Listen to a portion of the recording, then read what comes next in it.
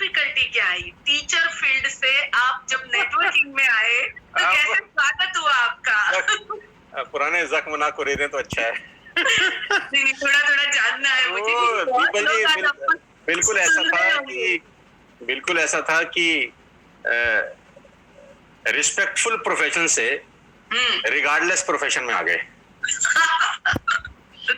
वहां तो बहुत रिस्पेक्ट था, सर भैया मैं आ जाऊं, भैया मैं मिल लूं, और may I come in sir, can I go sir, है ना। तो जो पेरेंट्स थे वो भी टाइम लेके आते थे मिलने के लिए कि हमको अपने बच्चे के बारे में बात करनी है, तो कैन वी मीट। हम बोलते थे नहीं आज नहीं, कल आना टाइप। तो हम हीरो टाइप थे और हमको लगा कि सारे जुड़ जाएंगे यार, हमारा तो बड़ा फैन फॉलोइंग है टाइप्स, इतने सारे स्टूडेंट्स पढ़ते हैं, इनके इतने सारे इनके पेरेंट्स हैं, मैं तो लाइन लगा दूंगा लोगों की यहाँ पे तो। लेकिन जैसे ही मैं इस बिजनेस में आया और मैंने लोगों से बात करनी शुरू की, पता नहीं ऑल ऑफ द सडन लोगों का मूड स्विंग ऐसा हुआ कि मेरे को लगा कि यार यही तो लोग थे जो कल मेरे को बोलते थे कि सर क्या हम आपके साथ बैठ के अपने बच्चों के बारे में कुछ काउंसलिंग करा लें। अब वही लोग बात ही नहीं कर रहे, वही कह रहे हैं कि नहीं नहीं नहीं, ये कौन सा काम कर रहे हैं आप, आपको अच्छा लगता है ये काम करना, आपको शर्म नहीं आ रही, हमारे बच्चों का भी भविष्य खराब हो जाएगा। और मेरे फादर को बोलने लगे आपका लड़का गलत जगह चला गया, आप इसको समझाते क्यों नहीं है, ये कोई करने का काम है, अपने बाप की इज्जत का ख्याल रखो। मतलब ऐसे ऐसे डायलॉग लोग मारने लगे। तो मैंने सोचा कि ये कहाँ फंस गया मैं यार। तो बहुत मुश्किल था, बहुत ही मुश्किल था। क्यों? क्योंकि नेटवर्क मार्केटिंग का सबसे बड़ा मुसीबत यह है कि वो बिना सीखे करने लग जाता है हर आदमी। राइट। जिस दिन वो इस बिजनेस में आता है अगले दिन से तो वो फील्ड में होता है वो। ऐसा कोई यूनिवर्सिटी, कोई इंस्टीट्यूट नहीं है कि जहां पर पहले उसको डाला जाए, 3 महीना 6 महीना 1 साल का कोर्स कराया जाए, फिर बाहर आए, फिर परफॉर्म करे। ऐसा तो कुछ है ही नहीं। आज आपने साइन अप किया, कल वो कॉल करना शुरू कर देता है अपने मामा जी को, चाचा जी को, भाई को, आजा मैं तेरी जिंदगी बदल दूंगा, तेरी लाइफ चेंज हो जाएगी। क्यों बोलता है? क्योंकि उसकी अपलाइन उसको ऐसा भर रखा होता है कि तेरी मर्सिडीज BMW बस सामने खड़ी है तेरे, अभी आए। तो उसको लगता है यार ये तो बहुत गजब चीज है। तो उसको एक्साइटमेंट जो होती है ना, वो एक्साइटमेंट में वो बातें बोल देता है जो उसको एक्चुअली में नहीं बोलनी चाहिए थी। तो हम एक्साइटेड होके बहुत सारी बातें बोले, बहुत सारे लोगों ने हमारा बहुत मजाक उड़ाए। क्योंकि हमारे साथ एक और दिक्कत थी दीपल जी, कि हमारा एज बहुत छोटा था। When I introduced into network marketing, ये 20 साल पुरानी बात होगी, तो बहुत छोटे थे, 21-22 साल उम्र था हमारा। तो कम उम्र का सबसे बड़ा नुकसान है, हर आदमी आपको हल्के में लेता है। तो लोग बोलते हैं यार जितना तुम्हारा उम्र है उतना तो बेटा हमारा तजुर्बा है, उतनी तो हमने दिवालियां देख ली है, हमने हाँ उतना हमारा तजुर्बा है, हमने तो कर करके छोड़ दिए बेटा ये काम, है ना। कितनी आई कितनी चली गई, और हमारे बाल ऐसे ही सफेद थोड़ी हो गए हैं। सही बात है। ऐसे डायलॉग लोगों के पास रहते हैं भरे भरे से। तो नया आदमी तो बेचारा उस डायलॉग के नीचे दब के ही मर जाता है।